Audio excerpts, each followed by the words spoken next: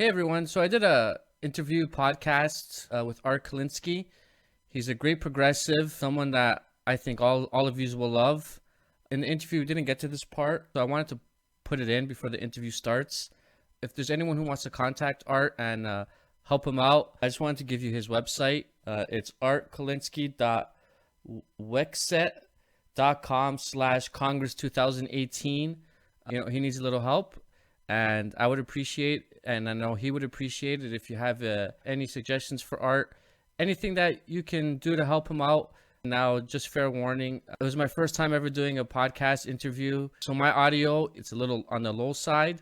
That's my fault, but Art's is just fine, which is the person that's being featured here anyways. So he has a lot of great things to say, and I'm sure all of you will love him. So if you can contact him, again, it's artkolinsky.wixet.com/Congress 2018. All right, hey everyone, welcome to the Progressive Social Warrior. So I got Art Koslinski. That's right, Art? Yep. Okay, perfect. so we got Art here. So my name is Arthur Koslinski. Yeah. I'll be running in Illinois District 8 against Raja Krishnamurti. And I was originally born in Poland. My family moved to the United States when I was 8 years old. And I went to Maine East High School, which had graduates such as Harrison Ford and Hillary Clinton. And I always like to tell a little joke that Harrison Ford and Clinton went to my high school, and one of them went on to influence the world, and the other one joined the dark side. I let you decide which one's which. I went to college at Lincoln Tech, College of Technology, got a degree in electronics, and started working for a company that is partners with ADT Home Security. And I did that for the last 5 years. Okay, great, amazing. Why you decided to get into politics? All right. There's a long version, short version. Whatever. Basically, I actually wanted to run for Congress when I was 24, and the reason was to be the youngest congressman, one of the youngest congressmen to ever run for office. But what I didn't realize is how much money it would take to get into office. And if I was only running for the reason to be the youngest congressman, I mean, that would be reason enough, because my generation, our generation, isn't being represented in office. It's a lot of gray, white-haired men who don't know how to use an iPhone. Mm-hmm. So I let that go. I created a website back in 2012, and that was it. That's as far as I went. But over the years, as I joined the professional workforce and saw what's going on in the country, we had the banking crisis, the 2008 crash. We've got all these wars going on. It just piled on to all my morality and all my beliefs. Really sparked the fire in my belly to really do something and get in. So either I had two choices: either move to Denmark or any of those countries that already have everything we're fighting for and start over, learn the language, or stay in the U.S. where my family is, and they wouldn't try moving to a new country and just try to fix the system here, right, and hopefully try to do it in my lifetime so that I can enjoy universal healthcare and all those great perks that all these other countries already have and are way ahead of us. Right. So I'm guessing you are a Bernie Sanders supporter? To the core, yes. To the core.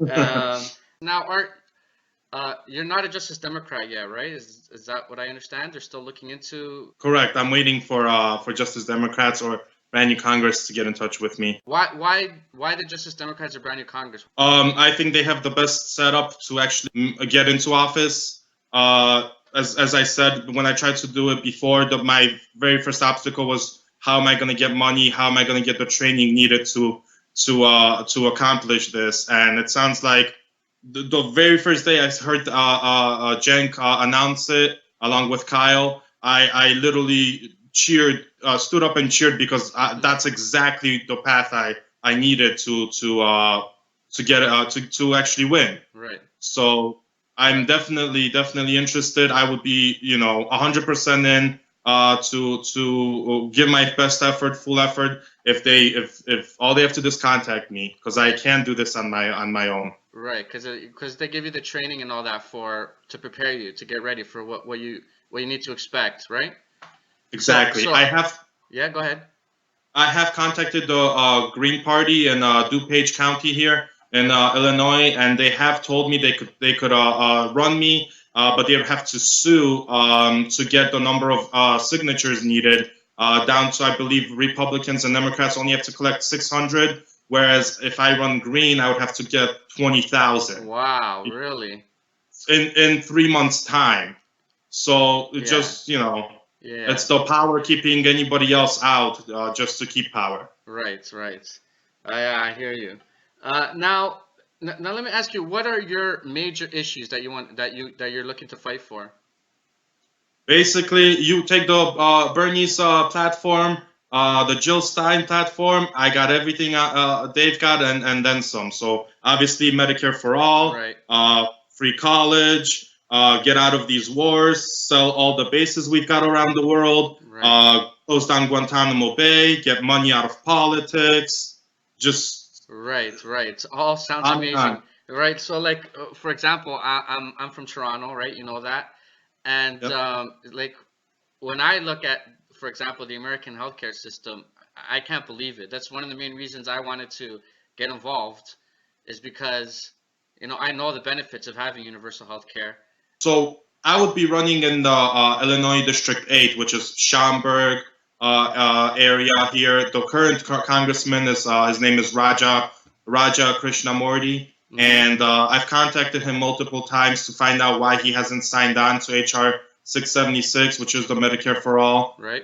bill. And his email response back to me was that he doesn't want to mess with the system already in place, where employers already have a deal set up with the employees, and he doesn't want to destroy that or mess with it at all. Right. Which Right. boggles my mind of how that's any logical at all. Because if we have universal health care, every worker then automatically already has insurance. I don't Right. understand what employees, if anything, would free up employers to spend that money on other things like building up the company or hiring more workers or pay the current workers even more. Right. But that makes too much sense, I guess. I mean, he's not. I wouldn't say he's a bad guy. He's no, he's no Trump. But Right. I mean, as a corporate Democrat is not someone that we need in office to help get us to where we need to be. Right, absolutely. I agree 100%. Let's say that you decide, let's just say that Justice Democrats, brand new Congress, I'm guessing they're busy. I mean, I don't know how they work. Would you ever consider just trying to go out there and do it yourself? No, yeah. I definitely would consider it. A friend of mine on Facebook mentioned, why don't I run for something? There's so many organizations out there. Right. And I definitely have the passion, and it's just getting as a lot of people actually send me information as we speak on some training, all the paperwork that needs to be filed, all that. It's just I'm the average Joe that's just got a good moral standing and would make the correct choices. I don't have I'm not a lawyer, Right. or anything special like that, but I worked in the home security field for 5 years. So if it comes down to protecting America, I've protected America from San Francisco to Fort Myers, Florida, and then everything in between. Right. Wow, that's amazing. The people that we need are people like you who are ready to fight corporate Democrats and ready to fight Republicans. So, I'm definitely 100% on your side. I'm just so sick of how corrupt everything got.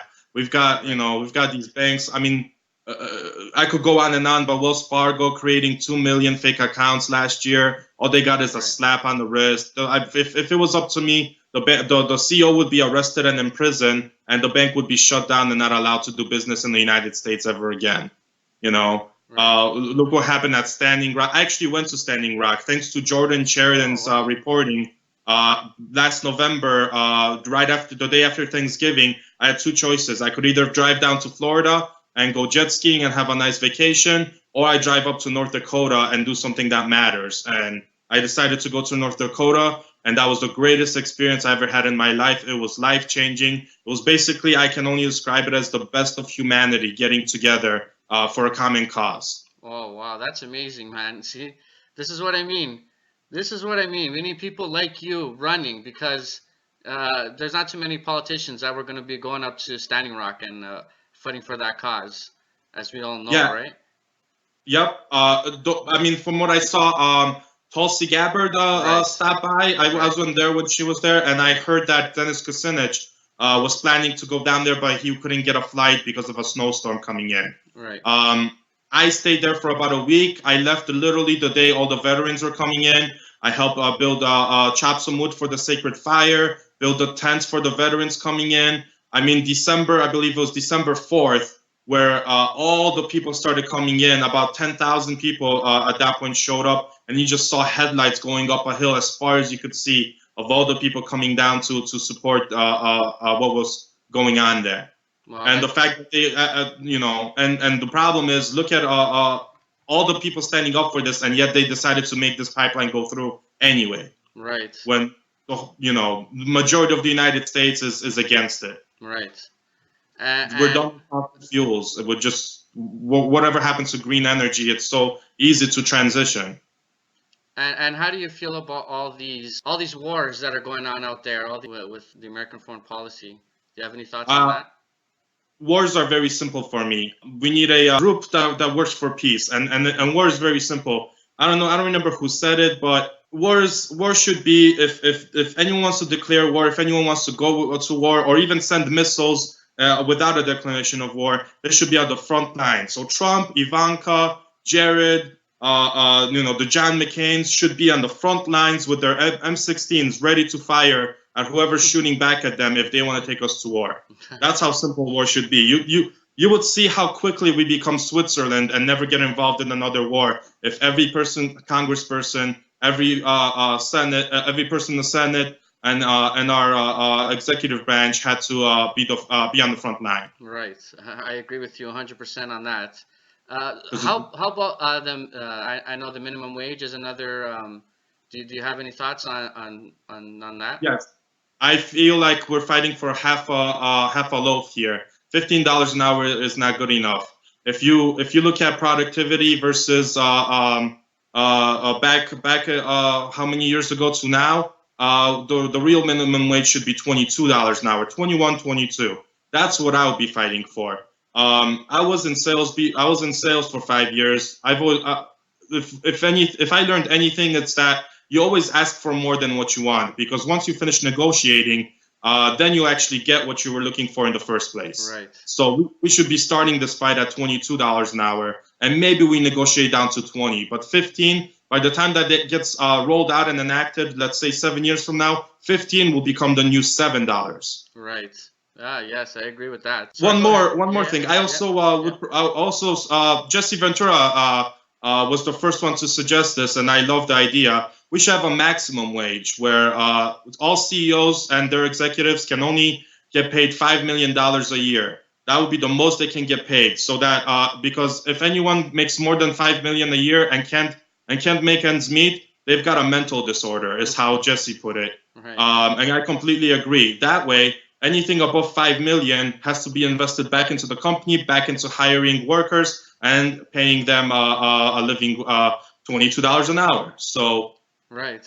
that's what I would suggest. Instead of letting them take the fight to us about how little are we going to get paid for this minimum wage, let's take the fight to them and see how much we can cap their wages. Right. Ah, that's a great point, actually. I Right, hear and you. I'm not talking about the little shop on the side that repairs shoes. I'm talking about Right. the McDonald's, Walmart's, Right. all those companies. Right, right. I agree. I agree. Yeah, I'm also gonna send this video to brand new Congress and Justice Democrats so they can see how great of a candidate I think you are. You're saying all the right things.